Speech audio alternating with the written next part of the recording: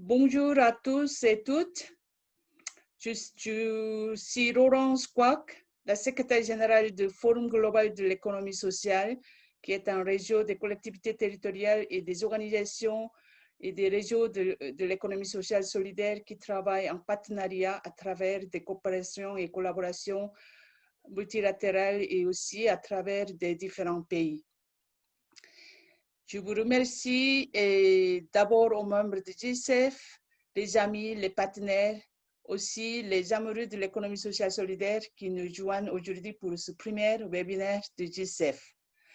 Ce webinaire sur le défi et la stratégie de soutien à l'économie sociale solidaire en période de crise de COVID-19 fait partie d'une série de webinaires en français, en anglais et en espagnol organisés tout au long de l'année en préparation du Forum GICEF 2021 Mexico en collaboration avec le comité organisateur local. Comme vous le savez tous, le Forum global de l'économie sociale 2020 a été repoussé à l'année suivante en raison de la crise actuelle de COVID-19. Les nouvelles dates en 2021 restent encore à confirmer, mais certainement autour de septembre 2021. Nous avons vu que ces derniers mois, toutes les entités de l'économie sociale solidaire sont très affectées par la crise actuelle, non seulement en termes de la crise sanitaire qui menace la sécurité de tous les citoyens, en premier lieu des personnes âgées et des personnes vulnérables, mais aussi de plus en plus à cause des effets néfastes des impacts de la crise de COVID-19 sur l'économie qui touche tous les secteurs de l'économie, y compris le secteur de l'économie sociale solidaire, en termes de perte de l'emploi et des revenus, mais aussi de la pauvreté et inégalités grandissantes dans le monde entier. C'est pourquoi nous avons souhaité organiser cette série de webinaires pour partager nos pratiques, nos stratégies et aussi nos initiatives à travers de différents pays qui mobilisent non seulement les acteurs de l'économie sociale solidaire, mais aussi les collectivités territoriales et le gouvernement national pour répondre aux besoins de l'économie sociale solidaire. Nous avons aujourd'hui 6 intervenants provenant de 5 pays qui représentent 3 continents. En première, Madame Pauline Effa, qui a difficulté de se connecter avec nous. Elle est directrice de partenariat France-Afrique pour le co-développement. Elle est camerounaise. Elle est aussi membre de l'économie sociale solidaire Forum International. En espérant qu'elle va se connecter tout de suite avec nous, je présente aussi le deuxième intervenant qui est M. Mohamed Sali, le coordinateur national de l'espace marocain de l'économie sociale solidaire et environnementale. Après, nous avons Madame Patricia Andrio, conseiller communautaire de Auberive, Vincent Bonsejono, j'espère que j'ai fait la justice. Oui, c'est bien. À sa commune. Elle est aussi vice-présidente du réseau des collectivités territoriales pour une économie solidaire, RETES de France. Nous avons aussi Madame Aminata Diop-Sam, la directrice générale du Fonds de développement et de solidarité municipale de la ville de Dakar. Elle est aussi la coordinatrice nationale du réseau des acteurs et des collectivités territoriales pour l'économie sociale et solidaire de Sénégal. Nous avons aussi Madame Joanne Lavoie, commissaire à l'économie sociale de la ville de Montréal, Québec, Canada. En dernier, Monsieur Pascal Duforestel, conseiller délégué régional à l'économie sociale solidaire pour la région Nouvelle-Aquitaine et aussi vice-président du réseau des collectivités territoriales pour une économie sociale de France qui va nous rejoindre maintenant. Avant de démarrer, je voudrais vous donner quelques consignes de ce webinaire. D'abord, nous allons continuer une présentation après d'autres pour avoir tous les 6 présentations qui sera suivie à la fin avec une séance de questions-réponses. Pendant la présentation, si S'il vous plaît, tous les participants doivent muter son micro pour éviter tout bruit parasitaire pendant les interventions de nos speakers. Si vous avez des questions, vous pouvez poser votre question en utilisant la fonction dédiée en bas au milieu qui est intitulée Q&A. Posez votre question dans le Q&A et non pas dans le chat. Si vous voulez causer avec d'autres intervenants et vous voulez partager vos impressions, évidemment, vous pouvez aussi faire en utilisant l'icône à gauche chat. Ne vous inquiétez pas, toutes les présentations et enregistrements de webinaire seront mis à disposition sur le site de JCF après ce webinaire. Avant de trop passer notre temps, je crois que Madame Pauline Effa n'est pas encore avec nous. Donc, j'inviterai Monsieur Mohamed Sali, coordinateur de l'EMS Maroc, à intervenir. Monsieur Sali, vous avez la parole. Mohamed? Oui, bonjour tout le monde, bonjour Laurence, bonjour bonjour à tous les amis du GSF à Séoul, bonjour à tous les intervenants et aussi bonjour à tous les participants qui nous suivent. Mon intervention concerne le cas spécialement les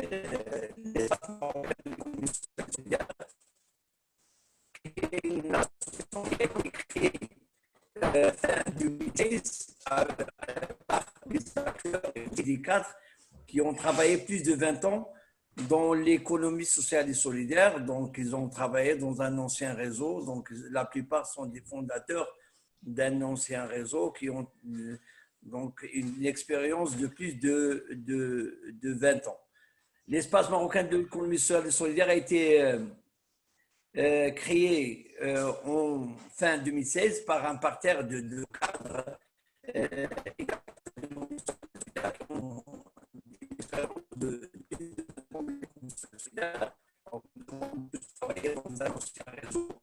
et ce que nous différencie maintenant, c'est qu'on a intégré la donnée de l'environnement dans l'association et aussi parmi nos membres, il y a des universités, il y a des écoles, il y a maintenant des régions, nous avons aussi des communes, et bien sûr les entreprises sociales, les mutuelles, les syndicats et tout ce qui a attrait avec nous.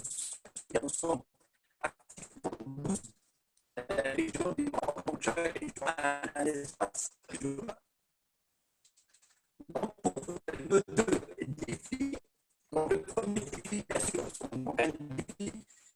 c'est appuyer les effets négatifs parce que le Covid-19, il n'a pas que des effets négatifs. Il y a aussi un côté qui a été positif. Donc, les effets négatifs sur les coopératives et les associations, les entreprises sociales en particulier.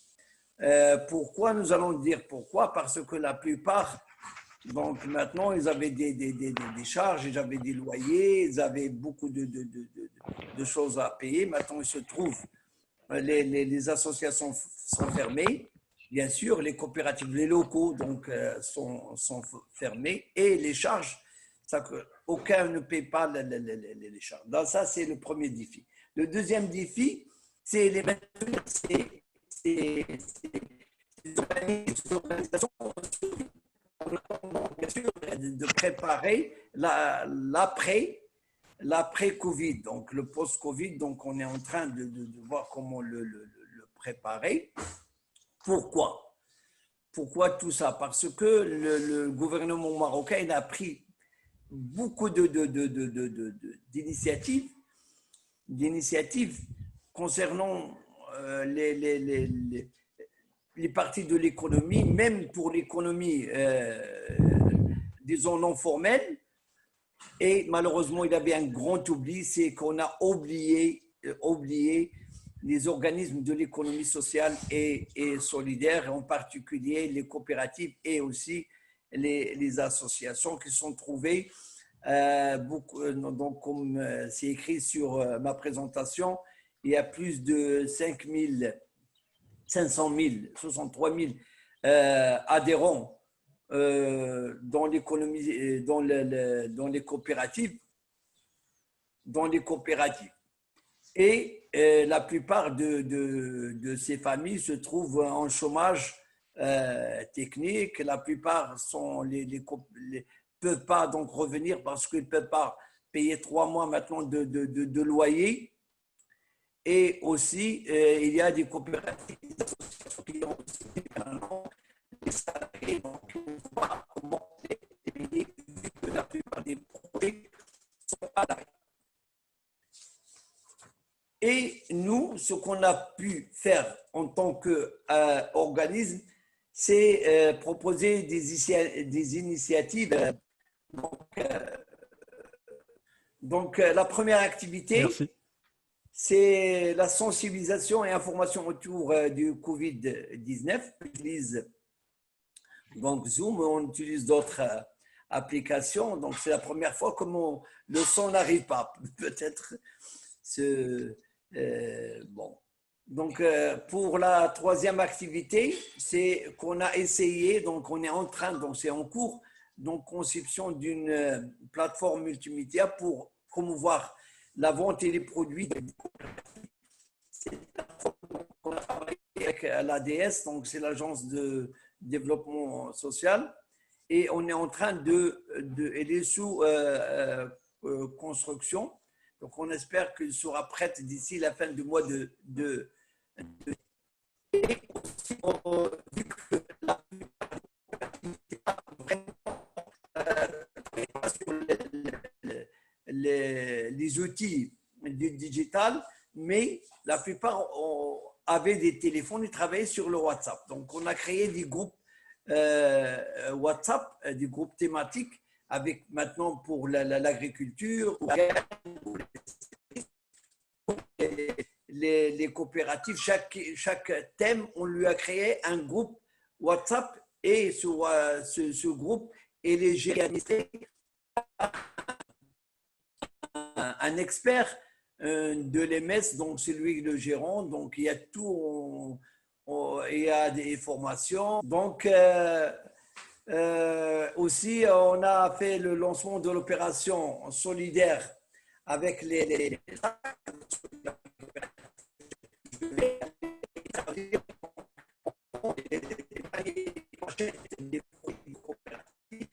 aussi ces produits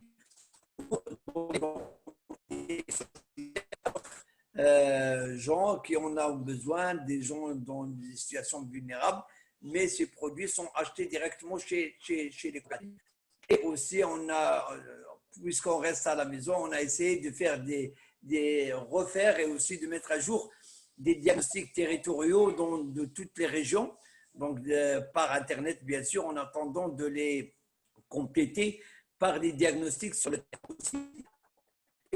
A été élu le 10 avril 2020 au Parlement. Donc, il y avait des réactions. Le ministère nous a contactés. L'Office de développement de coopération nous ont contactés. L'Agence de développement social, après cette lettre, nous ont contactés. Mais pour le moment, nous n'avons aucun retour. Nous, donc, notre vie, bien sûr, c'est laisser ces coopératives en vie et aussi laisser en vie comment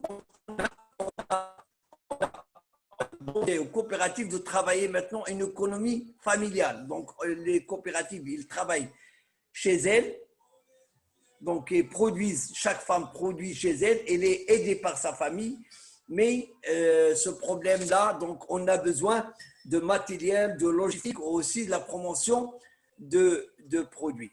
Donc, je ne vais pas aller très vite, donc c'est ça, mais on est en train de penser aussi de trouver des solutions.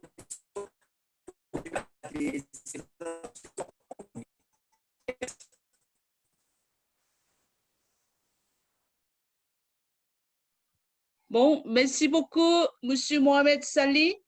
Je crois que c'est, en fait, on a eu un peu de soucis de connexion. Merci Mohamed Salih encore une fois pour votre présentation. C'est très intéressant malgré que le gouvernement marocain a complètement oublié d'inclure les organisations et les entreprises de l'économie sociale solidaire dans leurs mesures de soutien. UMS a mobilisé beaucoup d'outils et aussi beaucoup de plateformes de soutien à travers de WhatsApp et aussi du groupe de travail. Je pense que ça, c'est un élément tout à fait intéressant. En même temps que vous êtes très engagé dans le plaidoyer auprès du gouvernement et aussi auprès des collectivités, je pense que c'est un élément à retenir. Je pense que nous avons eu un peu de problème de connexion et la qualité de son. Malheureusement, je pense que ça fait partie de la réalité de notre monde. Et je pense que Mme Pauline Effa, elle a actuellement la même difficulté de se connecter avec nous. Donc, en attendant que peut-être on va avoir une connexion plus stable avec Mme Pauline Effa, j'aimerais maintenant inviter Mme Patricia Andrio, conseiller communautaire Auvry de Vincent Montsoujonne. Patricia, vous avez la parole. Oui, bonjour à tous, merci de l'invitation et d'avoir pensé au RTES. Vous m'entendez correctement? Très bien, très bien. Très bien. Ouais, alors moi je vais témoigner de la part d'un territoire très rural, donc qui se situe en France dans le Grand Est. Donc je suis élue d'une commune de 350 habitants. Je suis réélue dès le 15 mars et notre conseil est installé, donc je serai à nouveau déléguée communautaire. Donc je siège aussi à la communauté de communes qui, elle, compte 68 communes pour 8000 habitants. Et on fait partie ensemble d'une fédération de Comcom, ce qu'on appelle en France un PETR, un pôle économique territorial rural, qui compte 170 communes pour 50 000 habitants. Je raconte tout ça parce que, en fait, c'est la communauté de communes qui adhère au RTES et qui a un pôle ESS, mais nos niveaux d'action, c'est pour l'ensemble de ces territoires. Et donc, donc c'est beaucoup des villages. Le bourg le plus important de la communauté de communes n'a que 1500 habitants. Donc, on est vraiment dans l'hyper-ruralité, territoire où l'activité économique, c'est principalement quand même beaucoup d'agriculture et puis un tissu de TPE et PME. Et un tissu très riche d'associations dans tous les domaines, que ce soit l'insertion par l'activité économique, la culture, mais l'aide à la petite enfance. Enfin, traditionnellement, sur notre territoire, dans la communauté de communes, on travaille beaucoup avec les associations locales pour apporter des services, que ce soit aux personnes âgées ou à la petite enfance, ou l'appui scolaire, repas à domicile, voilà. Face à la crise et aux périodes de confinement, en fait, comme tous les territoires, on a été confrontés, je dirais, à 4 défis importants qui sont venus progressivement dans le temps. Le premier, c'était la question des solidarités. Comment faire en sorte qu'on soit sûr que les personnes isolées dans les villages, des personnes âgées dont les enfants étaient loin, ne se retrouvent pas seules pour faire leurs courses. Les services d'aide à domicile, dans un premier temps, ont été arrêtés du fait de la crise et du besoin de distanciation. Comment, du coup, on s'occupait de ces personnes-là. Donc, vraiment, une première préoccupation d'attention aux gens, aux gestes quotidiens, j'ai presque envie de dire, et aux soins quotidiens de ces gens qui pouvaient être assez âgés chez eux et qui habituellement avaient des services à domicile. La deuxième question, ça a été celle de l'alimentation, à la fois du point de vue, comment aider les gens à faire leurs courses, mais aussi un certain nombre de producteurs locaux qui approvisionnaient principalement des collèges, des hôpitaux, mais surtout des collèges, se sont retrouvés du coup sans déboucher du jour au lendemain. Ce sont des acteurs associatifs de l'ESS, donc la question s'est posée assez rapidement de comment on faisait pour les aider. Il se trouve que sur le territoire, on a un projet alimentaire territorial et donc on était justement en plus en train de renforcer la dynamique de l'alimentation des restos collectifs par des producteurs locaux et bio. Donc comment ne pas laisser tous ces gens qui étaient en train de monter en puissance en race campagne. Le troisième défi, c'était le défi économique pour toutes les structures, tant les structures économiques TPE, PME, mais aussi les acteurs de l'économie sociale et solidaire. Et le quatrième défi auquel on est confronté aujourd'hui, c'est la réouverture des écoles. Comment concrètement, au niveau de la compétence scolaire et au niveau de la communauté de communes, et comment on fait. Et en fait, pour être assez rapide, sur ces 4 sujets, moi je trouve que la crise met très nettement en évidence que le tissu des acteurs de l'économie sociale et solidaire est vraiment indispensable. Et alors que je trouve que peut-être avant la crise, c'était des acteurs indispensables, mais assez invisibles sur le territoire, finalement, en tant que collectivité, les relations qu'on avait avant se sont révélées au grand jour et on s'est rendu compte qu'on avait extrêmement besoin d'eux. Donc, première chose, moi je trouve que c'est un peu un révélateur de l'importance de l'ESS sur un territoire, sur l'écosystème territorial. Et le deuxième gros intérêt, si on peut dire, de cette crise, enfin, ce qu'il en ressort, c'est la co-construction, qui est un mot qu'on emploie souvent, mais en fait, avant, on avait souvent des relations, soit on donne des subventions aux assos et elles font ce qu'elles veulent, enfin, ce qu'elles veulent, entre guillemets, mais le dialogue n'était pas si facile à mettre en place pour co-construire des choses. On a des bonnes relations avec les assos du territoire, et là, parce qu'on était confronté à un problème, on est dans l'urgence, on est obligé à se mettre tous autour de la table, et c'est encore ce qu'on fait là sur la gestion de l'ouverture des écoles, et d'inventer des solutions ensemble, vraiment d'inventer ensemble. Et ça, c'est très nouveau. Donc, moi, le message que je trouve important sur cette crise par rapport à ce qu'on a vécu au rôle des acteurs de l'ESS et aux perspectives, c'est vraiment ces 2 choses-là. C'est la question ça joue comme révélateur, et j'espère que demain, on ne regardera plus les acteurs de l'ESS comme à part, mais vraiment comme des acteurs fondamentaux de la vie sur le territoire et des services quotidiens qu'ils apportent sur le territoire.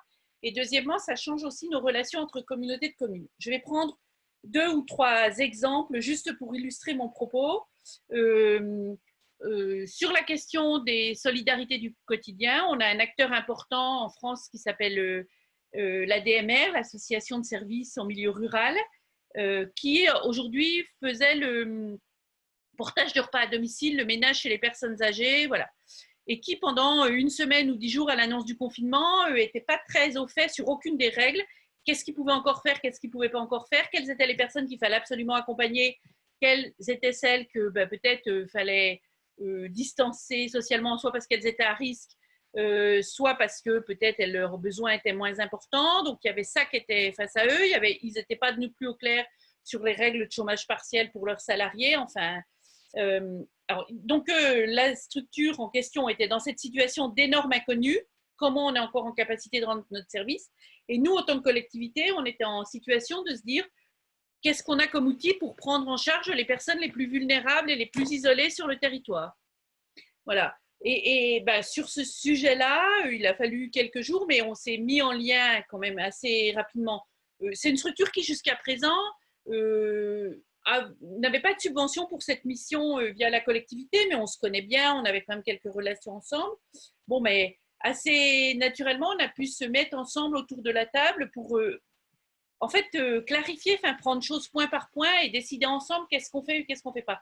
Et je trouve que le fait qu'on ait été capable de se mettre autour de la table, ça change considérablement la donne pour communiquer d'une voix commune aux habitants, pour expliquer ce qui est possible, ce qui n'est pas possible, pour détecter les trous dans la raquette, c'est-à-dire quand l'asso elle dit non, là on ne va pas pouvoir parce qu'on n'a pas assez de personnel là, chez les gens, qu'au niveau de chaque village, en tant que maire et élu rural, on connaît, c'est facile dans un village de 300 habitants de repérer, de passer des coups de fil aux enfants et d'évaluer la situation presque pour chaque personne et voir qu'est-ce qui peut être mis en œuvre.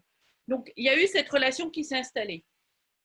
Sur la question de l'alimentation, là, c'est au niveau du PETR, mais on a eu un contact quasi individuel avec l'ensemble des producteurs qui, du jour au lendemain, se retrouvaient sans déboucher parce qu'ils étaient essentiellement orientés vers la restauration collective.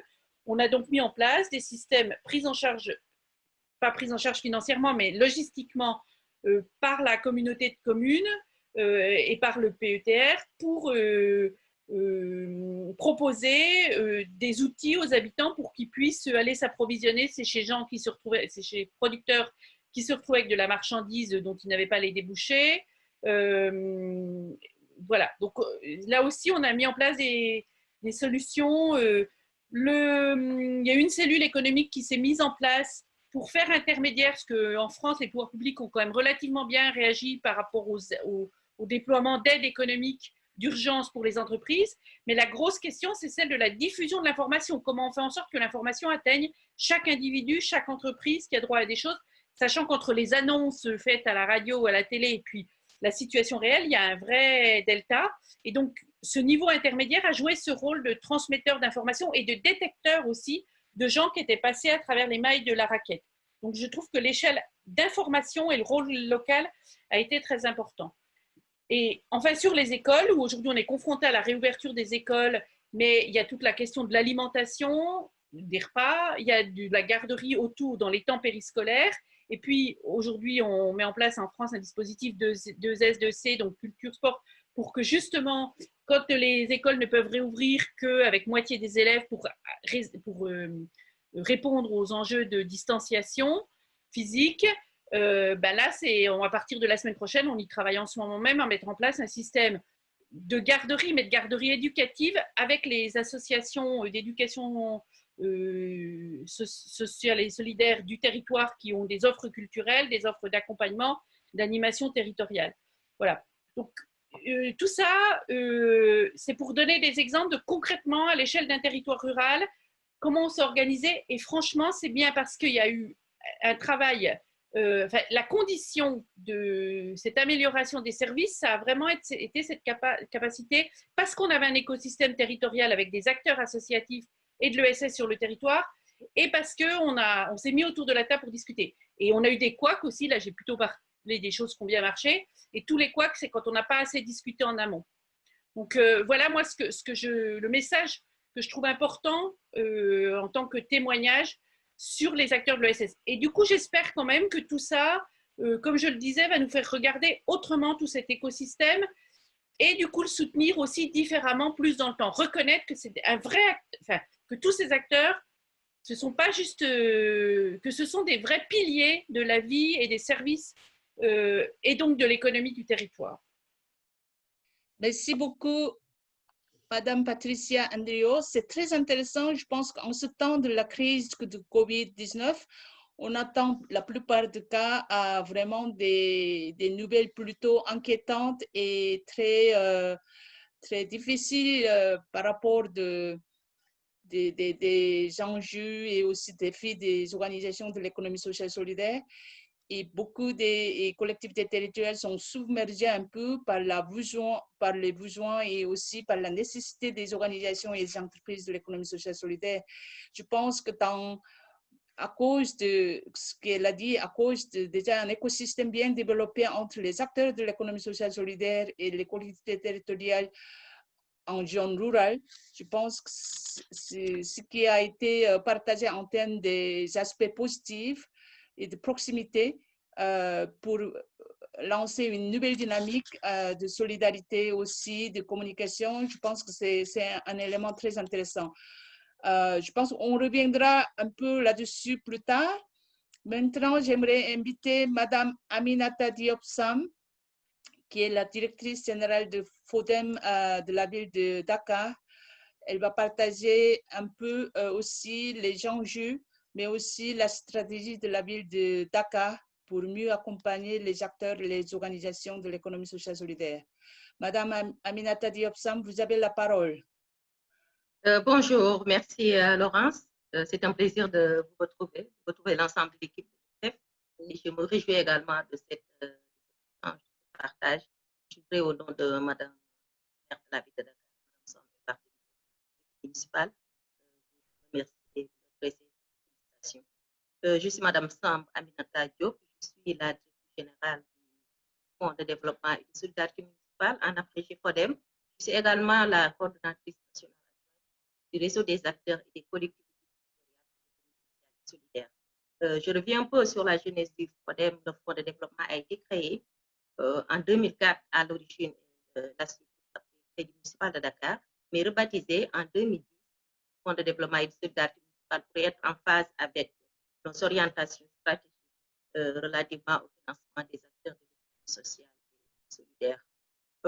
Cette structure qui encadre, forme, finance de jeunes porteurs de projets, des femmes, des jeunes, a senti la nécessité d'approcher un peu cette couche sociale vulnérable, constituée principalement de femmes. Nous travaillons avec les mouvements de femmes, nous travaillons avec les femmes transformatrices, nous travaillons avec les GIE, les groupements d'intérêt économique, mais également avec les entreprises sociales de la zone au niveau de la pour ce contexte particulièrement éprouvant pour ces acteurs de l'économie sociale et solidaire, pour une bonne partie dont les préoccupations ne sont pas encore prises en compte au niveau de plusieurs structures, nous avons pensé au niveau de la ville de Dakar mettre en place, relever déjà trois défis qui tournent principalement autour de déjà mettre en place un plan de soutien à la résilience des acteurs de l'économie sociale et solidaire pour supporter le choc et l'impact du COVID-19. En quoi faisant, en mettant en place des mesures d'urgence.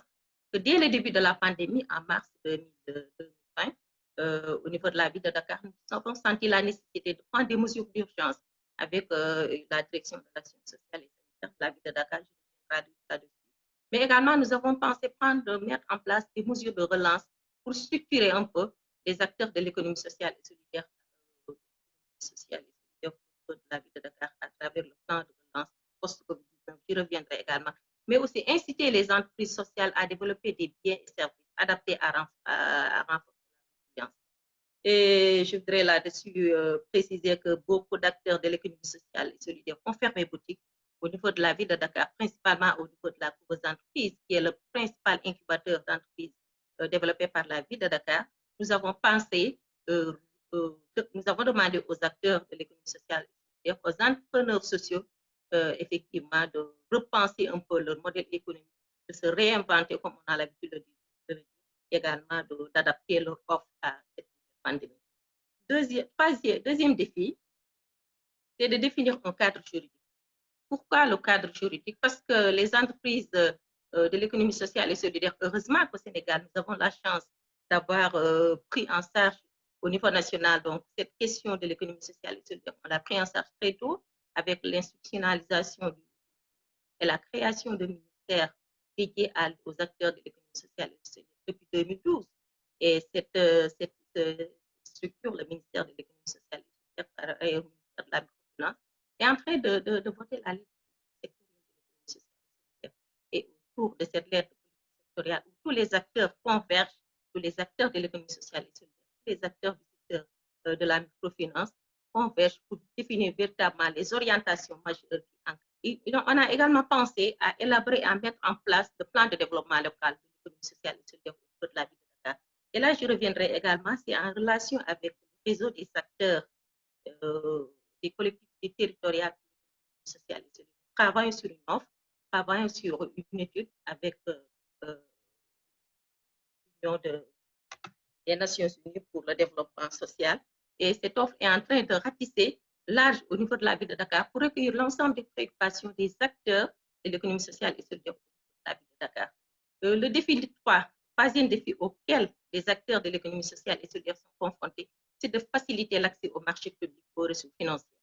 En quoi faisant? Au niveau de la ville de Dakar, je prends toujours l'exemple de la ville de Dakar, beaucoup de collectivités territoriales au niveau de la ville de Dakar ont pris des initiatives fortes pour effectivement, en tout cas, encourager cette couche défavorisée, ces acteurs de l'économie sociale et solidaire.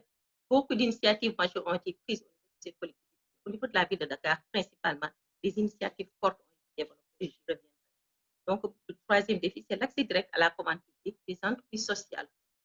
Faciliter l'accès des entreprises de l'économie sociale de la ville de Dakar au dispositif de l'accord cadre signé entre l'État du Sénégal et les banques. L'État du Sénégal, dans sa gestion de la pandémie, a également défini de dégager des ressources assez importantes, véritablement encadrer les paiements, encadrer les petites et moyennes industries. Et il reste évident que nous allons nous battre, en tout cas pour que ces acteurs de l'économie sociale et solidaire puissent bénéficier de ces ressources financières assez conséquentes par les structures d'État. Parce qu'il reste évident que ces acteurs sont confrontés à d'énormes problèmes pour véritablement bénéficier donc des ressources financières au niveau des banques, tout simplement parce qu'ils n'ont pas de garantie. Le problème est en train d'être avec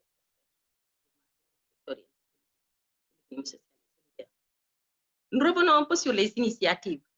3 initiatives majeures au niveau de la ville de Dakar. Je reviens toujours là-dessus parce que je salue l'engagement de l'autorité municipale. 3 initiatives majeures très fortes. Première initiative, c'est d'accompagner les autorités étatiques au niveau social et sanitaire. Parce que nous avons au niveau de la ville de Dakar une direction dédiée à l'action sociale et sanitaire de la ville de Dakar. Et dès les premiers jours donc, de cette pandémie, un chèque de 100 millions de francs CFA correspondant à 152 000 € a été remis au ministère de la Santé. Si vous allez sur Google, vous verrez la remise, les vidéos, toute la documentation y est. Les kits sanitaires médicaux ont été remis également aux 4 du département de la ville de Dakar, référencés dans le cadre du plan national de riposte contre COVID-19. C'est vous dire que cette initiative a été très bien saluée par l'État, l'État dans sa gestion également de la pandémie. Initiative majeure numéro 2, c'est de soutenir les 19 communes vers la préservation et la relance locale. Au niveau de la ville de Dakar, on s'était dit que nous n'allions pas, en tout cas, prendre des initiatives isolées, parce que la ville de Dakar est constituée de 19 collectivités territoriales. Il reste évident que toutes nos actions doivent être faites dans un cadre, dans une synergie globale. En ce sens, une réorganisation des marchés et des activités informelles de l'économie sociale a été faite au niveau des collectivités territoriales, des 19 collectivités territoriales. La mise en place d'une unité dédiée spécifiquement aux opérations de désinfection avec une nouvelle brigade composée de volontaires de la ville de Dakar. C'est une autre initiative au niveau de la ville de Dakar et c'est fait en relation avec les acteurs de l'économie sociale et solidaire. Des kits sanitaires élémentaires, parce que la population de Dakar a été très, très éprouvée donc, par cette pandémie. Les acteurs de l'économie sociale, constitués principalement des femmes, des groupements de femmes, des restauratrices, des transformatrices, ont été très éprouvés et n'ont parvenu pas du tout véritablement à se retrouver dans cette pandémie. Raison pour laquelle le maire de la ville de Dakar, en collaboration avec l'équipe municipale, a mis à la disposition des collectivités territoriales, des kits sanitaires, alimentaires, pour accompagner les acteurs associatifs en achetant des produits, 6 000 kits, 400 tonnes d'eau, je reviendrai. Également, la ville de Dakar a également mis à la disposition des centres socio-culturels qui ont servi à abriter, mettre en confinement les enfants retirés de la rue. Vous savez que nous avons beaucoup de centres socio-culturels relèvent donc de la compétence de la ville de Dakar. La ville de Dakar s'est dit qu'il fallait mettre à la disposition de ces populations, ces centres, ces acteurs de l'économie sociale et culturelle, des centres socio-culturels pour abriter un peu les enfants qui ont été retirés de la rue. Les 3 dernières initiatives, c'est renforcer les structures d'économie sociale et solidaire par la commande. C'est assez important.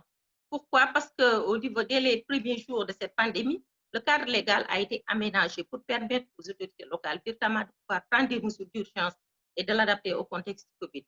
De relancer également les activités des entreprises sociales. J'ai parlé tantôt de l'artisanat, des femmes transformatrices, mais également avec des commandes directes. Et là, je reviens là-dessus pour dire qu'au niveau de la ville de Dakar, des commandes directes ont été faites au niveau des entrepreneurs sociaux. Je prends l'exemple de la commande, une commande de 200 000 masques qui a été faite dans les règles de l'art aux structures de l'économie sociale et solidaire, faciliter le financement direct des entreprises à travers le financement.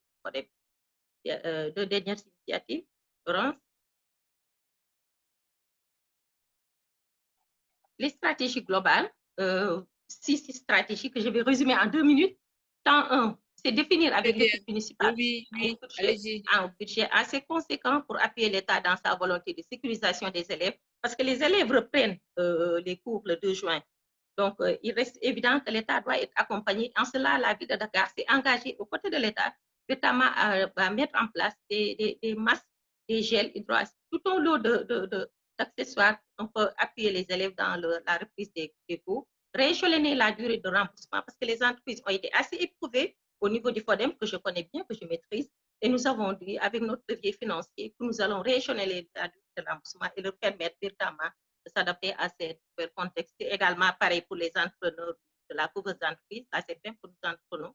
Nous avons mobilisé des fonds avec les partenaires de la CPM. Je cite l'exemple de l'association internationale BMF francophone, qui a remis aux entrepreneurs, qui a mis à notre disposition un montant pour nous permettre de participer à l'effort de guerre de lutte de la ville de Dakar en mettant en place, donc en donnant à ces entrepreneurs des fonds pour leur permettre de confectionner des masques et de se réinventer. Se réinventer également, c'est le temps 4, parce que ça a permis aux entrepreneurs qui ont eu des problèmes de se réinventer, d'adapter leurs offres au contexte actuel du Covid. Je citerai l'exemple de certains de nos entrepreneurs qui se sont recyclés dans les déchets, dans la confection de masques, la confection de sacs biodégradables, la production de savon et d'eau de javel. C'est dire que cela rentre également en droite ligne avec le temps simple que nous avons, où nous avons permis à ces entreprises de bénéficier de la forte commande. Donc, c'est un peu ces initiatives qui ont été résumées au niveau de la ville de Dakar. Et je reviendrai là-dessus au niveau des questions-réponses pour dire que tout a été développé dans un document global que je pourrais remettre à la disposition des participants. Mais sachez tout simplement que la stratégie globale développée par l'économie sociale et solidaire pour l'économie sociale et solidaire repose ces derniers temps, c'est la collaboration multi-acteurs. Et c'est assez intéressant parce que nous avons le réseau des acteurs et des collectivités territoriales pour l'économie sociale et solidaire qui a démarré ses activités et qui se positionne en cadre fédérateur des initiatives mises en l'échelle. Donc, ce réseau qui est présidé par Madame la maire de la ville de Dakar, Madame Sophie, placé sous la coordination de Malik Diop, a appuyé cette stratégie, a facilité la mise en relation des collectivités territoriales. Malheureusement, avec ce contexte, nous avons un peu freiné dans notre approche puisque des formations avaient été prévues pour un peu faciliter ces mises en relation avec différents acteurs. Donc, maires, les acteurs de l'économie sociale, des collectivités territoriales également. Nous privilégions l'approche en co-construction au niveau des collectivités locales, des districts sanitaires, les collectifs de délégués de marché, les ateliers artisanaux, bref, tout cet ensemble qui gravite autour de l'économie sociale et solidaire. C'est au niveau du RACTES que nous avons eu cette approche de travail dans cette dynamique de co-construction. Et cette dynamique est en train d'être renforcée au niveau de l'Union pour la recherche et le développement, l'Union des Nations Unies pour la recherche et le développement social, qui a mis à notre disposition donc, des documents nous facilitant une étude qui sera intégrée dans le plan local de développement social et solidaire. Donc, nous sommes en train de travailler avec le RACTES donc, sur ce plan local de développement social et solidaire qui englobera, bien sûr, avec les autorités ministérielles, qui englobera toute cette dynamique et définira toutes les orientations pour nous permettre de faciliter l'éclosion de ces acteurs de l'économie sociale et solidaire. En gros, c'est un peu cette dynamique qui a été enclenchée au niveau de la ville de Dakar. Cela va continuer, bien sûr, avec les autorités municipales, également avec tous les acteurs et les partenaires sociaux. Je vous remercie.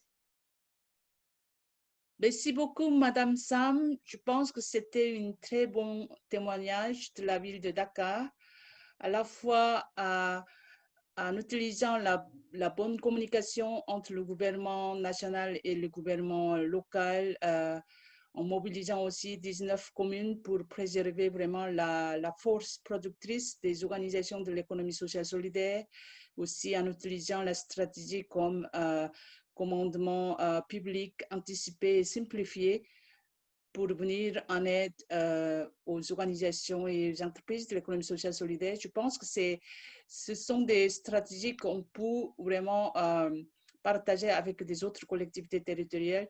Je vois que beaucoup d'impact qui a été, je pense, que généré à travers des réseaux nationaux des acteurs non étatiques et des collectivités territoriales pour l'économie sociale solidaire qui a été créé l'année dernière. Je pense que vous avez pu avancer beaucoup dans les stratégies très diversifiées et adaptées aux besoins de l'économie sociale solidaire, surtout dans ce temps de crise. Merci beaucoup encore une fois pour votre témoignage. Je pense que nous avons maintenant Madame Pauline Effa qui est connectée avec nous. J'espère encore sa connexion reste stable. J'aimerais inviter maintenant Madame Pauline Effa à partager son expérience. C'est une autre expérience très intéressante de multi-acteurs qui se coordonnent et qui se renforcent en synergie et aussi en coordination des différents rôles. Madame Pauline Effa, vous avez la parole. Je m'excuse, donc je viens d'apprendre qu'elle vient de perdre sa connexion. Donc en attendant que Madame Pauline Effa, elle va se connecter à nouveau avec nous, j'inviterai maintenant Madame Joanne Lavoie, le commissaire à l'économie sociale de la ville de Montréal, dans la province de Québec, Canada. Joanne, vous avez la parole. Oui, bonjour. Vous m'entendez bien? Très bien, merci. Oui, parfait. Alors, voilà, ça fait plaisir de vous saluer aujourd'hui et d'échanger sur l'économie sociale, un sujet qui nous tient beaucoup à cœur. Si vous voulez passer à la prochaine diapositive. À la ville de Montréal, l'économie sociale est prise en charge par le service du développement économique. Oh, excusez-moi, est-ce que c'est moi qui change de diapo ou si c'est vous? Ah, parfait, c'est la magie qui opère. Alors, comme je disais, l'économie sociale est prise en charge par le service de développement économique. Alors, c'est vraiment appréhendé par la dimension affaires de l'économie sociale. À Montréal, on trouve environ 3000 entreprises d'économie sociale qui embauchent 68 000 personnes, environ 7% de la main-d'œuvre montréalaise, donc travaille dans le secteur de l'économie sociale. C'est assez important comme nombre. Le premier défi de l'économie sociale, en fait, de nos entreprises, c'est bien celui d'adapter son offre de produits et services dans un contexte de fragilisation financière de l'entreprise causée par l'effondrement du marché. On sait que nous avons eu ici à Montréal des mesures de confinement très sévères qui ont arrêté totalement, pratiquement la consommation et donc fragiliser un nombre considérable d'entreprises, autant privées que collectives. Donc, ça a été une difficulté ça, pour les entreprises de s'adapter à cette réalité-là et aussi un problème des gouvernements locaux. Un deuxième problème dû aux mesures de confinement, bien sûr, ça a été de maintenir la capacité productive, alors que la main-d'œuvre est plus disponible, soit parce qu'elle est justement confinée par les mesures gouvernementales. Et également, les entreprises voient leur capacité productive ébranlée parce qu'ils ont de la difficulté à aménager des mesures de travail qui respectent les critères de santé publique. Tout d'abord parce qu'au début, les consignes étaient un peu lentes à sortir. En contexte de crise, une semaine, ça peut être très, très long quand on attend. Mais ça a causé un peu d'incertitude dans le secteur des entreprises. Et l'économie sociale n'a pas échappé à ces difficultés-là. Je parle d'entreprises d'économie sociale, mais on pourrait dire aussi que les organisations communautaires qui sont dans le service à la personne ont également subi ces difficultés-là. Pourriez-vous prendre la prochaine diapositive? À la Ville de Montréal, les initiatives qui ont été mises en œuvre se sont beaucoup adressées aux aspects entrepreneuriaux. Donc, on a mis en place une aide financière spécifique à l'économie sociale. Vous savez que le territoire de Montréal est couvert en termes de services aux entreprises privées et collectives par 6 organisations.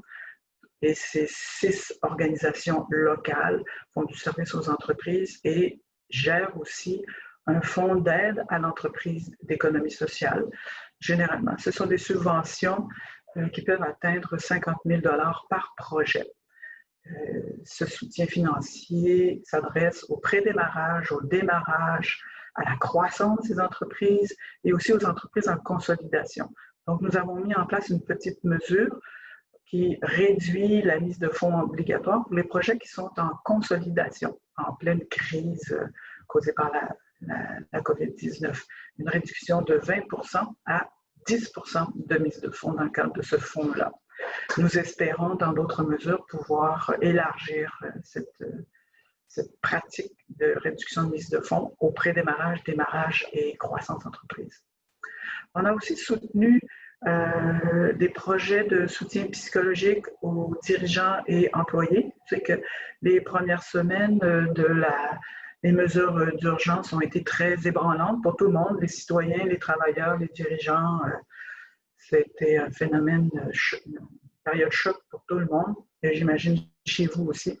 Alors, les organisations du milieu de l'économie sociale nous ont interpellés pour offrir des cycles de webinaires sur le stress et la santé psychologique en milieu de travail, ce que nous avons soutenu. Et également, nous soutenons des rencontres virtuelles. Celles-ci sont plus libres, de facture plus lâche, donc des rencontres virtuelles d'entraide entre des dirigeants. À ce jour, il y a déjà eu 4 rencontres animées par un des acteurs importants de l'économie sociale à Montréal. On a mis en place également des services conseils et de l'aide à la formation pour répondre aux difficultés que les entreprises d'économie sociale traversaient. Le gouvernement fédéral, le gouvernement provincial, qui sont des gouvernements supérieurs ici, ont mis en place beaucoup de mesures d'aide aux employés, aux entreprises, aux personnes sans emploi. Alors, et c'est arrivé très rapidement, avec quelquefois trop d'imprécisions.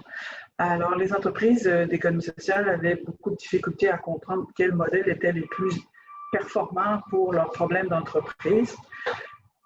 Nous avons donc soutenu une entreprise comptable très active à Montréal qui fait un diagnostic d'admissibilité aux diverses mesures gouvernementales pour avoir un usage optimal de ces mesures gouvernementales.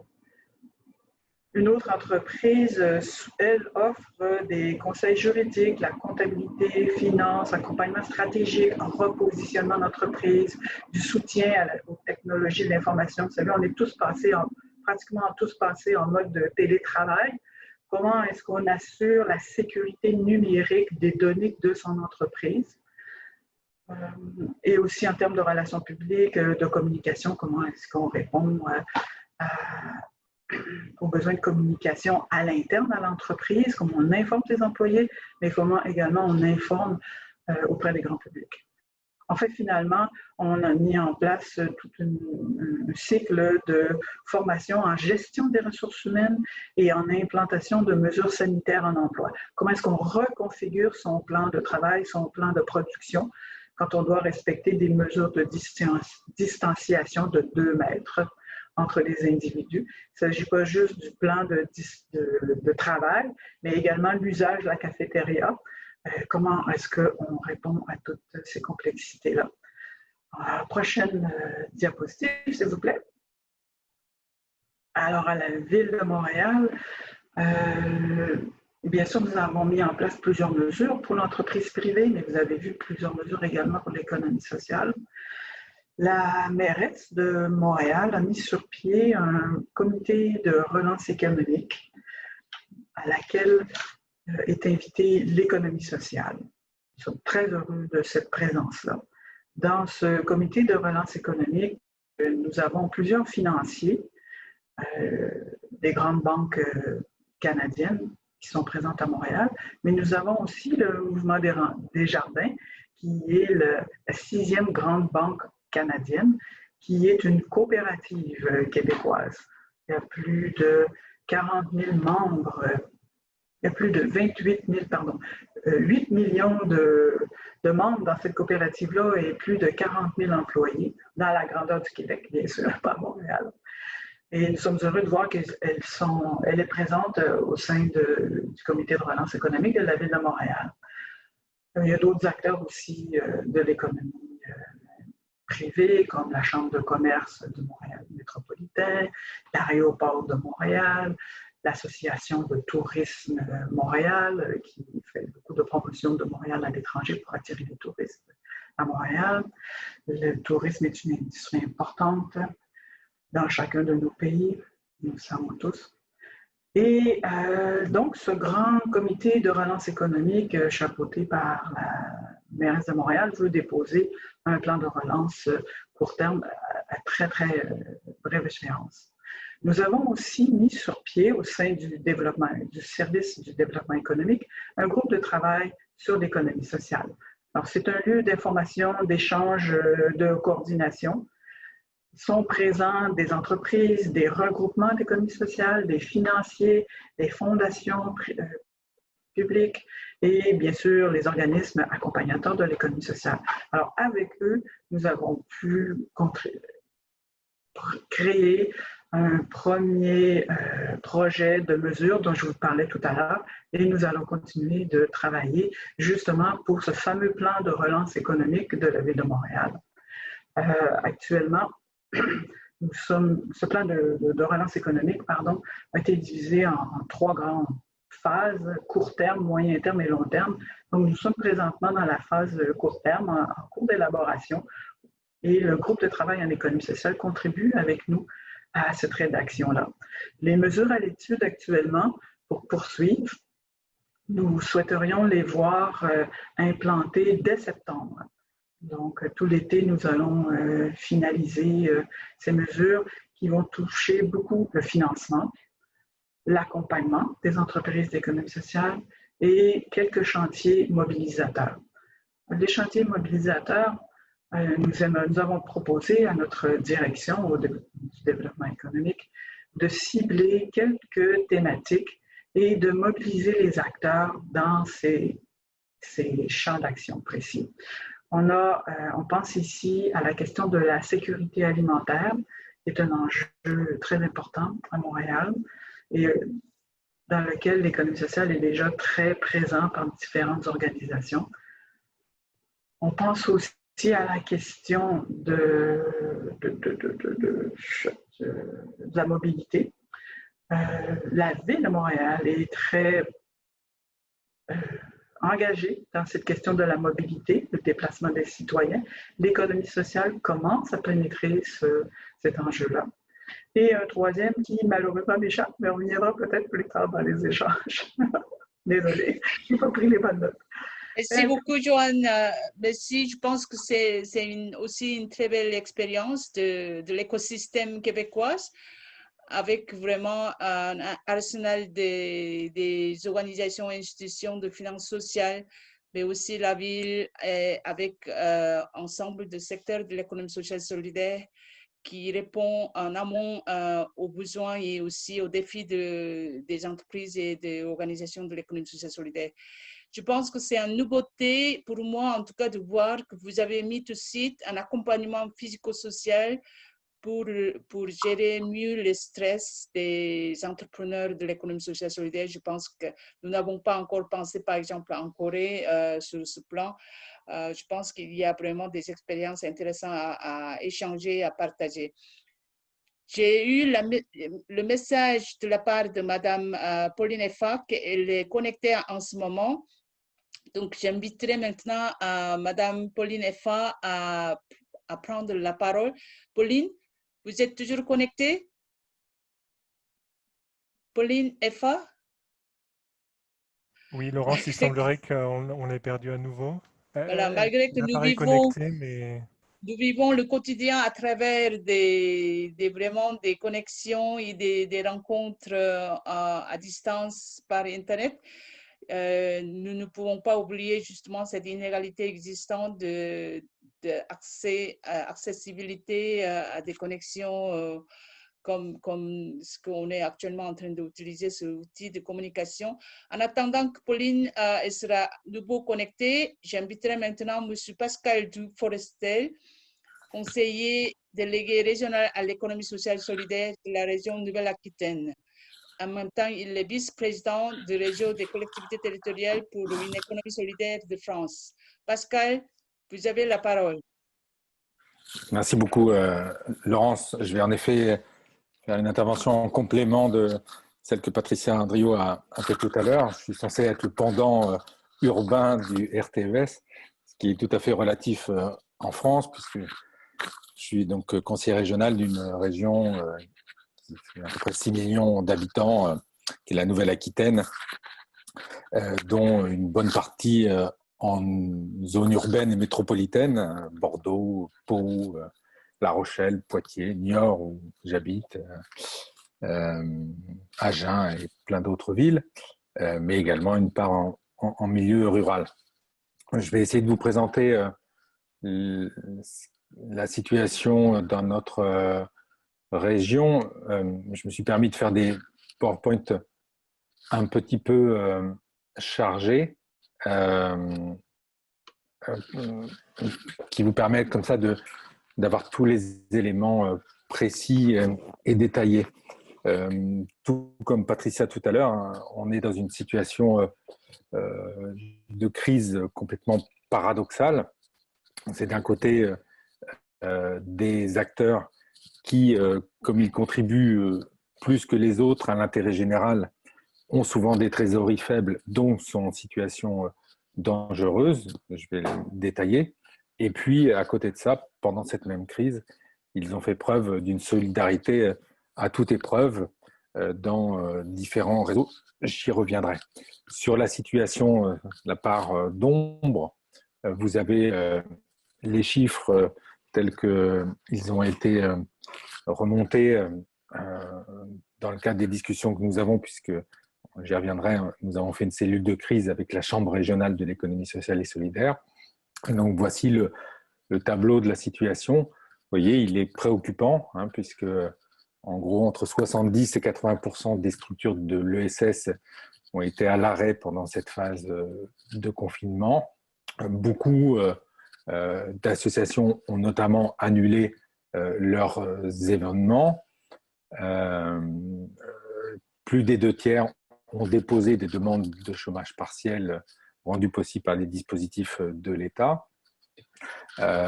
Et 45% des structures, tout compris, font preuve d'une perte de plus de 50% du chiffre d'affaires, et notamment les SIAE, donc les structures d'insertion par l'activité économique, qui font partie du spectre de nos structures de SS, estiment la perte de chiffre d'affaires entre 40% à 70%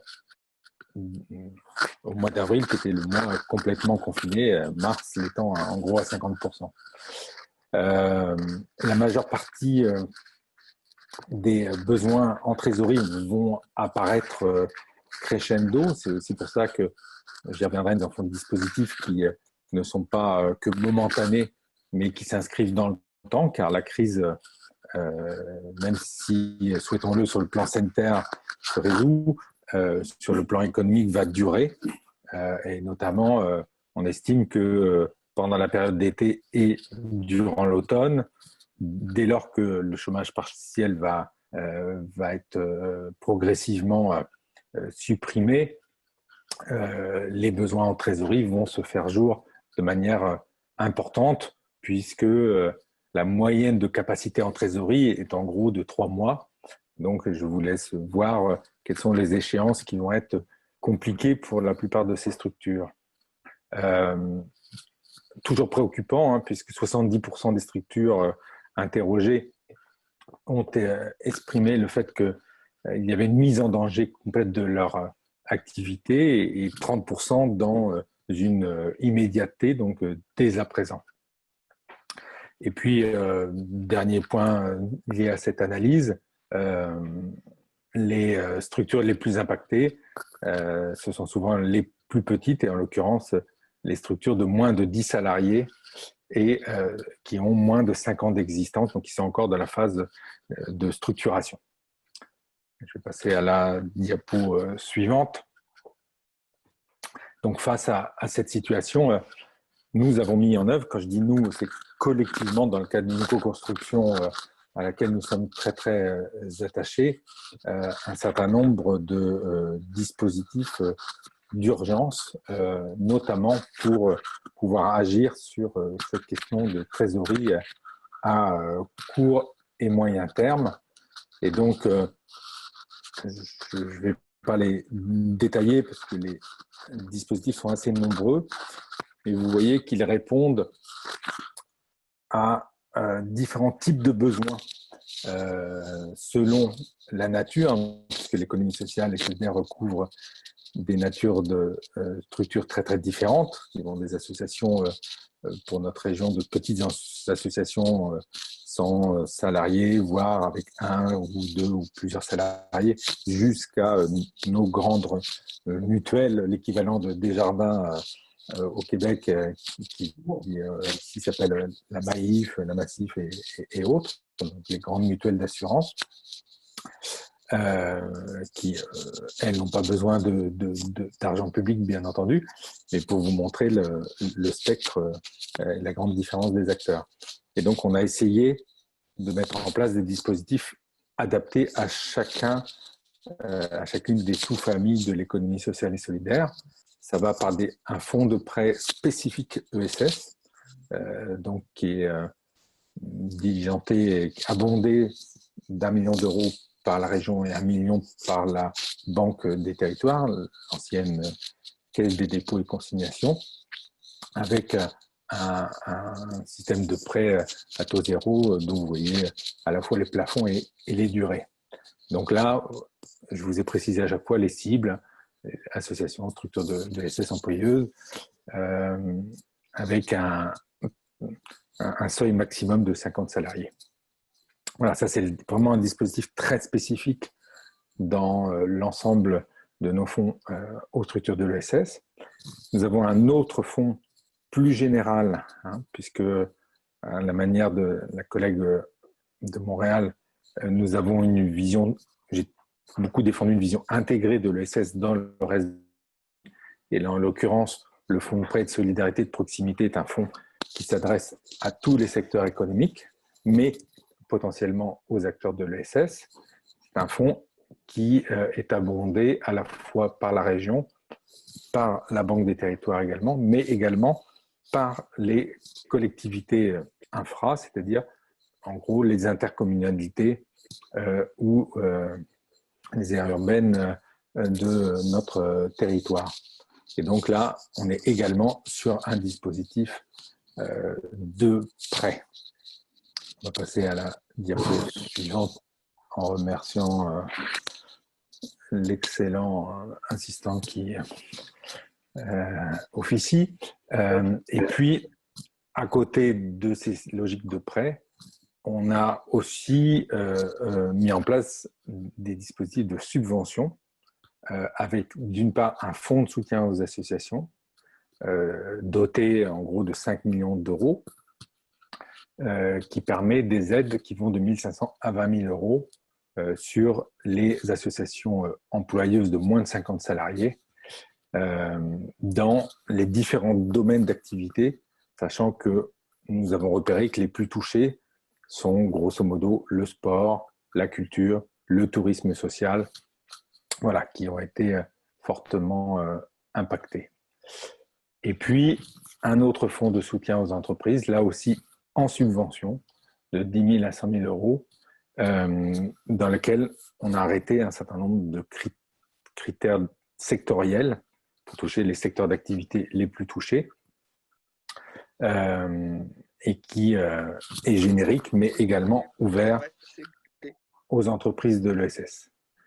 Puis on va finir sur la dernière diapositive qui vous montre dans un tableau générique. Ça, c'est le tableau de l'ensemble du plan d'urgence de la région qui cumule 91 millions de fonds auxquels viennent s'ajouter les fonds des intercos. Et vous voyez que dans la colonne structure de l'ESS,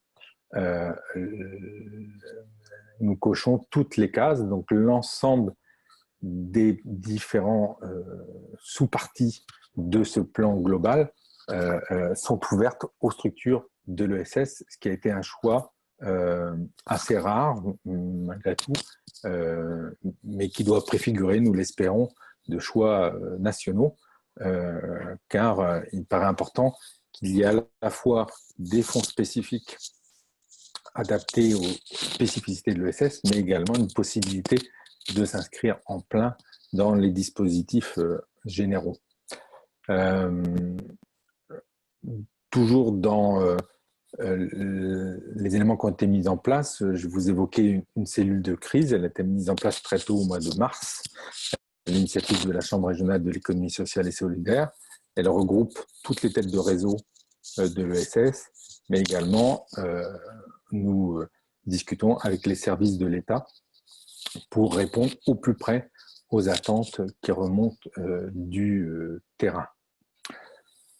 Et puis, par ailleurs, il y a eu plein d'autres mesures hein, de maintien de subventions sur les manifestations culturelles, etc., etc. Mais ce qui s'est fait un peu partout en France, on va dire en très très grande majorité, afin de ne pas pénaliser les acteurs, là encore, acteurs culturels, acteurs sportifs, qui sont très touchés par cette crise.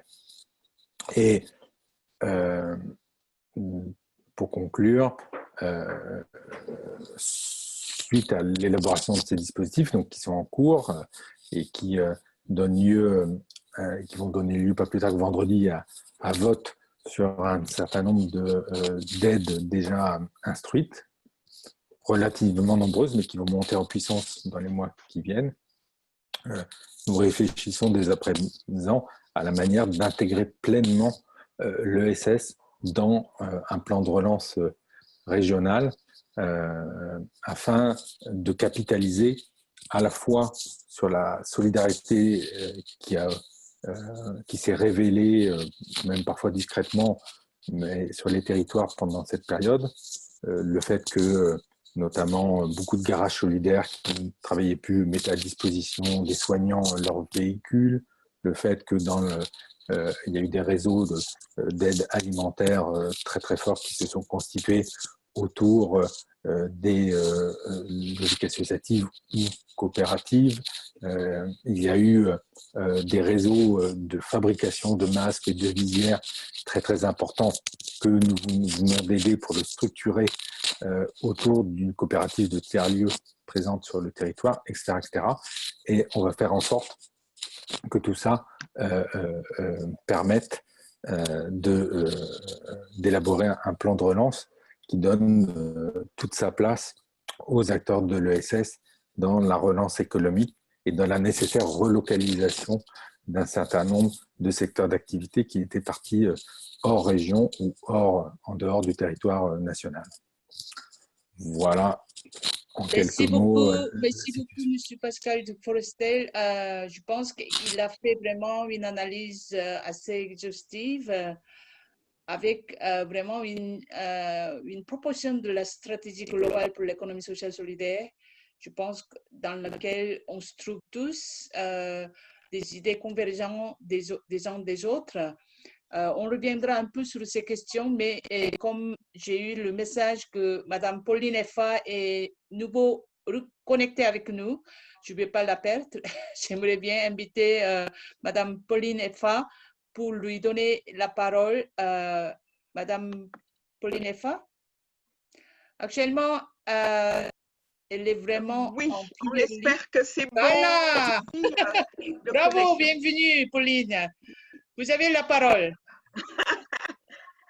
Merci, Laurence. OK. Est-ce qu'on peut aller sur mon... Oui, oui. S'il vous plaît, les diapos, s'il vous plaît.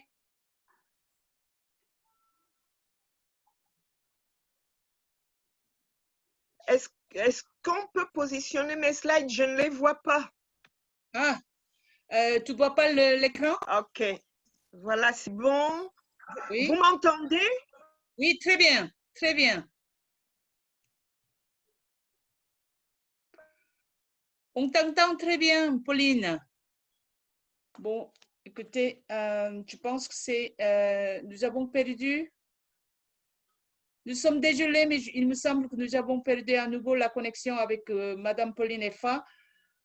C'est dommage parce que je pense qu'elle est actuellement en train de faire un travail remarquable au Cameroun dans une situation très difficile avec le réseau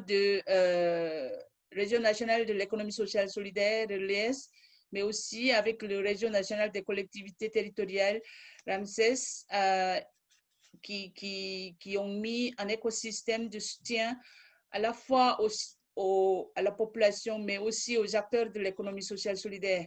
Je pense qu'on va vous faire parvenir sa présentation en PowerPoint pour que vous puissiez au moins suivre un peu ce qu'elle voulait partager aujourd'hui lors de ce webinaire. Je suis désolée vraiment pour cette difficulté de connexion avec elle, non seulement avec elle, mais avec nombreux intervenants d'Afrique. Je pense que ça fait partie de la réalité qui nous rappelle la difficulté que les acteurs de l'économie sociale et solidaire en Afrique sont en train de vivre. Nous avons reçu beaucoup de questions. Je pense que je vais lire quelques questions que nous avons reçues tout au long de ce webinaire. D'abord, première question qui vient de Nouri Zebali de Tunisie. En absence d'une loi portant l'organisation de l'économie sociale solidaire en Tunisie, comment peut-on encourager les acteurs de l'économie sociale solidaire actifs en Tunisie?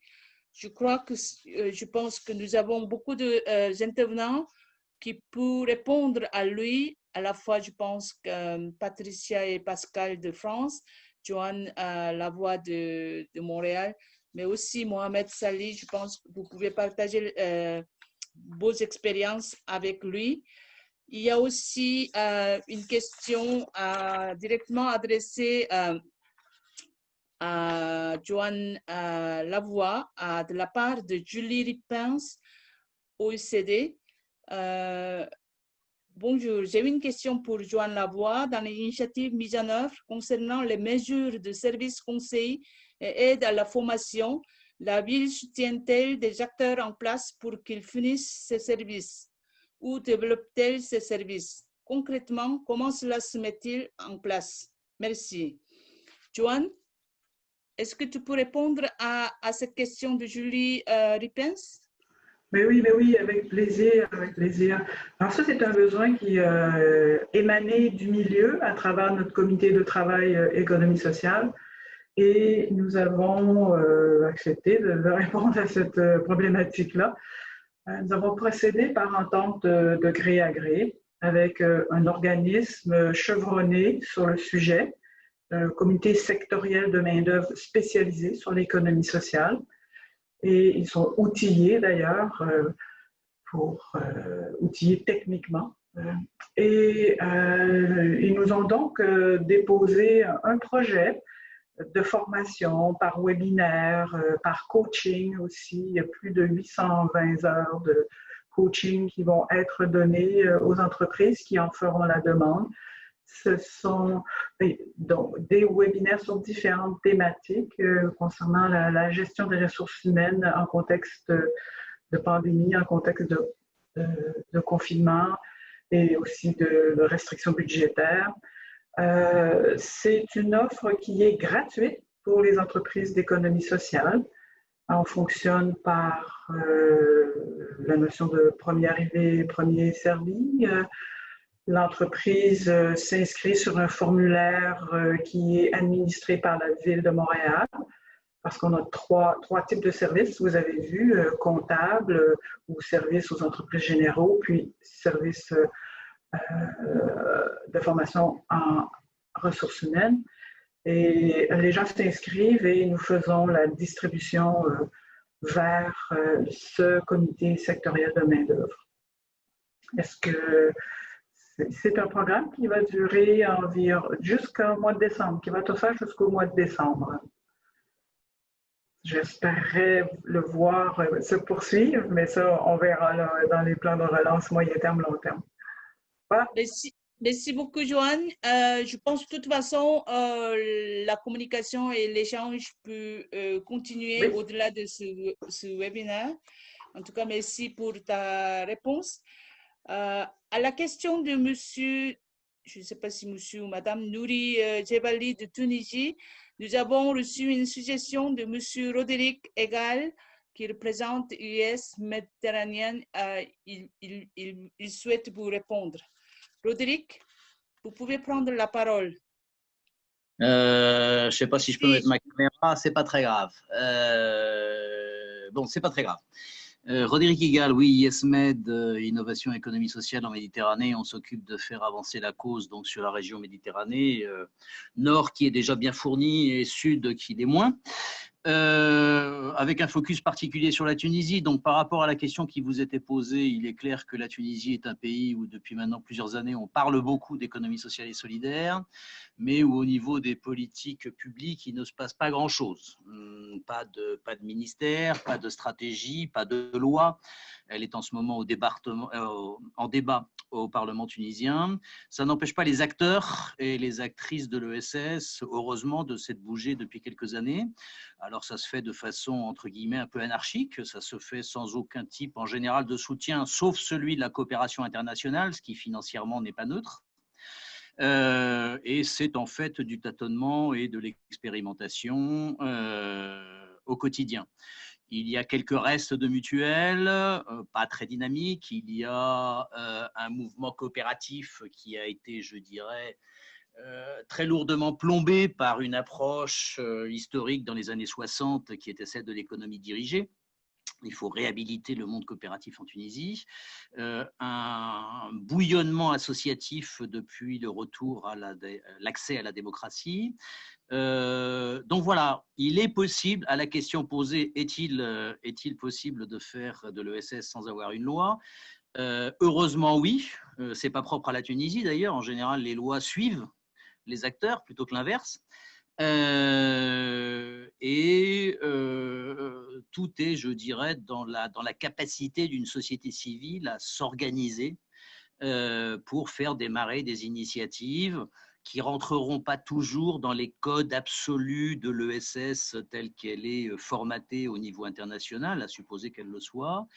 Mais voilà, il est possible toujours de s'auto-organiser pour consommer, pour produire, le cas échéant pour financer, pour se loger. Et ça, ce n'est pas fonction de textes législatifs. Évidemment, les textes législatifs, ça aide puissamment, y compris quand il y a des dispositifs fiscaux qui peuvent accompagner. Mais la clé est quand même dans la volonté des acteurs d'avancer, si possible, et en général, ça vient avec un petit décalage, avec le soutien des pouvoirs publics ou pourquoi pas du secteur privé marchand. Voilà.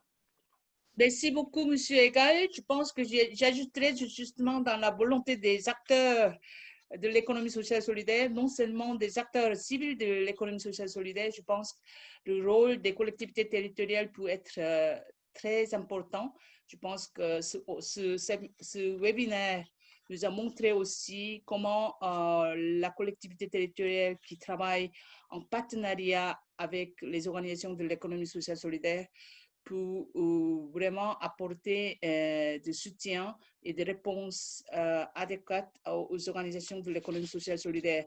Je pense notamment aussi en Corée, nous n'avons pas toujours la loi sur l'économie sociale solidaire, mais l'écosystème tel que je pense Patricia ou Joanne Pascal nous a partagé, il n'y a pas de difficulté de forger un écosystème à multi-acteurs au niveau du territoire. Voilà, je pense qu'on va continuer de toute façon cette discussion tout au long de l'année. Maintenant, j'aimerais présenter la question de M. Lucas Ondombo à M. Sali. Comment comptez-vous mobiliser les fonds avec un État de Maroc qui ne participe pas vraiment? Monsieur Mohamed Sali, vous pouvez lui répondre? Bonjour, rebonjour. Vous m'écoutez maintenant? C'est bon? Très bien. On vous entend très bien. Bon, aussi, je veux dire un mot de ce qu'il a dit pour la Tunisie avant de répondre à notre ami Lucas. Concernant la Tunisie, le gouvernement a fait un très, très bon travail pour lutter contre les effets du Covid. La société civile, donc, elle est aussi très active, même si, comme l'a dit Rodrigue, elle est embryonnaire. Le manque d'un cadre de l'économie sociale et solidaire aussi, ça pèse. Et disons aussi qu'en Tunisie, il y a plus de 4 réseaux de l'économie sociale et solidaire. Et un grand problème, maintenant, ils ne travaillent pas ensemble, donc ils sont obligés de travailler ensemble. Nous faisons tout pour les réconcilier. Malheureusement, donc, les cinq réseaux qui travaillent sur l'économie sociale et solidaire doivent travailler ensemble. la situation en Tunisie, c'est à peu près la même situation au Maroc. Je suis prêt, donc si le monsieur prend mon email, mon téléphone, et on pourrait bien sûr collaborer ensemble. Concernant la question de notre ami Lucas, donc c'est une très bonne question. Primo, donc on a seulement 2 cas, donc on va s'appuyer sur la solidarité. Donc on a déjà fait ce qu'on appelle le SAC, c'est solidarité avec les coopératives. Donc tout le monde achète chez les coopératives, tout le monde aide les coopératives à écouler leurs marchandises. Et aussi, il y a aussi une grande volonté du privé qui veut nous travailler ensemble. Nous avons reçu des lettres de ces là donc du conseil des entrepreneurs, donc des patronats qui veulent travailler avec les coopératives, et c'est une très bonne chose. Donc, on va essayer aussi d'avoir et de drainer des fonds du privé. Comme disait aussi notre ami, il y a aussi l'aide internationale, donc il y a une multitude de projets, des initiatives pour les coopératives. Donc, aussi, ça peut aussi au moins atténuer le manque de fonds et le manque de ressources pour les coopératives. Merci. J'espère que vous m'avez entendu cette fois-ci. Oui, on vous a entendu très bien. Merci, Mohamed Salih. De place. Oui, merci beaucoup. C'était très clair. Nous avons eu une question concernant l'Amérique latine. Je ne vois pas qui a posé cette question, mais la question, qu'en est-il de l'Amérique latine, surtout dans des contextes de violence comme au Chili? Je ne sais pas s'il y a parmi nos intervenants ou aussi parmi nos participants, il y a quelqu'un qui peut répondre à cette question.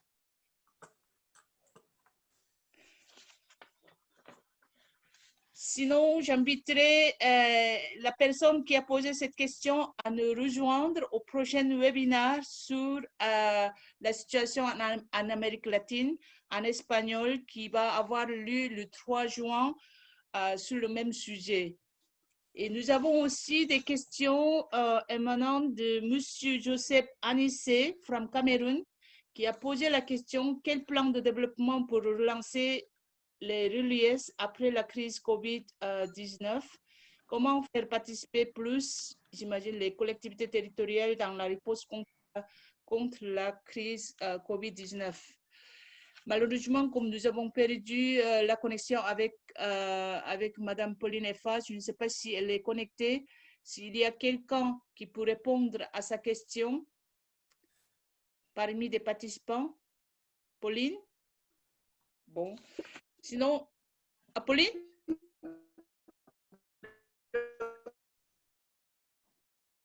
Pauline, vous êtes connectée? Je vois que vous... Bon. Encore, on a des difficultés. Voilà, il y a aussi une autre question de M. Octavio qui dit: je voudrais savoir si tout au long des interventions, vous pourriez nous prévenir afin de construire une liste des possibles bailleurs de fonds internationaux pour des projets de développement. Je fais partie d'une association au Mexique et on a besoin de quelque chose pour des projets.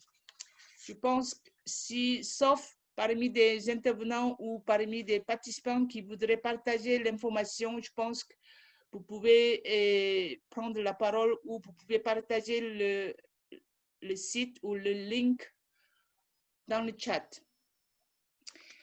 Je pense que comme nous avons déjà épuisé le temps qui a été prévu pour ce webinaire, je voudrais juste, en partageant 2 commentaires de Madame Malika Kefran from Refela, ce qu'elle a dit, je pense, ça résume un peu de la conclusion de ce premier webinaire. Ce qu'elle dit, c'est qu'une leçon à tirer de COVID-19 est l'importance de l'économie sociale de proximité, des circuits courts et de la relocalisation. Une occasion d'engager un débat sur le rôle primordial des collectivités territoriales pour repenser l'économie post-COVID-19. Elle a aussi dit que d'accord avec l'intervenante, surtout souligner que les femmes partout dans le monde et en particulier en Afrique ont été fortement sollicitées et ont répondu présentes tout en subissant de plein fouet les conséquences des inégalités dans tous les domaines, y compris dans celui de l'économie ou même dans l'économie sociale. Les femmes restent encore dans les limites de leur autonomisation, c'est-à-dire de renforcement de leur pouvoir économique, et ces conséquences ont été exacerbées davantage par cette pandémie. Je pense que ce sont des sujets qu'on aimerait traiter lors des prochains webinaires du GICEF, sauf s'il y a des intervenants ou des participants qui voudraient répondre à ces commentaires, ces observations. Sinon, je proposerai donc pour nous donner un rendez-vous pour la prochaine série de webinaires sur ce même thème de défi stratégie de soutien à l'économie sociale solidaire en ce temps de crise Covid. Nous avons prévu le prochain webinaire sur le même sujet en espagnol pour le 3 juin et aussi en anglais pour le 9 juin. Ce ne sont pas avec les mêmes intervenants, mais avec des intervenants de la région qui vont aussi partager leur expérience en répondant justement au thème qui a été proposé. Par contre, nous avons prévu aussi d'autres séries de webinaires en français sur le thème de relance et création d'emplois décents à travers l'économie sociale solidaire pour le 16 juin et sur le thème de pouvoir de la communauté économie sociale solidaire et système financier pour lutter contre la crise de COVID-19 pour le 7 juillet et le dernier webinaire sur le nouveau écosystème de l'économie sociale solidaire, à la fois comment on peut structurer le système de santé, éducation, économie informelle et aussi la 4e révolution industrielle pour le 15 septembre. En attendant de vous revoir tous et toutes au prochain rendez-vous de notre webinaire et on vous présente le poster du prochain webinaire en anglais sur les défis et la stratégie de soutien à l'économie sociale solidaire en temps de crise COVID-19. Nous avons des speakers de Seoul, Liverpool, de Chine, et aussi de l'Afrique du Sud et de Hong Kong. Ce sont des intervenants très intéressants à enrichir notre réflexion et aussi notre échange de bonnes pratiques. Voilà, donc je voudrais terminer justement ce webinaire en vous demandant de vous inscrire à recevoir notre bulletin d'information, mais aussi visiter notre site web pour vous mettre un peu à jour avec nos initiatives, mais aussi notre série de webinaires. Rejoignez vraiment le réseau GICEF. Un grand merci à tous nos intervenants. Je suis vraiment désolée à Madame Pauline Fa pour cette difficulté de connexion. Ça fait partie de la réalité de notre monde, mais nous n'avons pas pu résoudre à temps pour avoir sa présence et aussi pour pouvoir présenter sa présentation. Mais par contre, on vous enverrait vraiment sa présentation en PPT pour que vous puissiez au moins avoir une idée de ce qu'elle fait actuellement au Cameroun. Un très grand merci à tous nos intervenants. Applaudissez-le. Un grand remerciement et aussi un grand remerciement à tous les participants pour votre participation et aussi pour votre contribution. J'espère de vous revoir tous au prochain webinaire du GICEF. Un grand merci. Au revoir.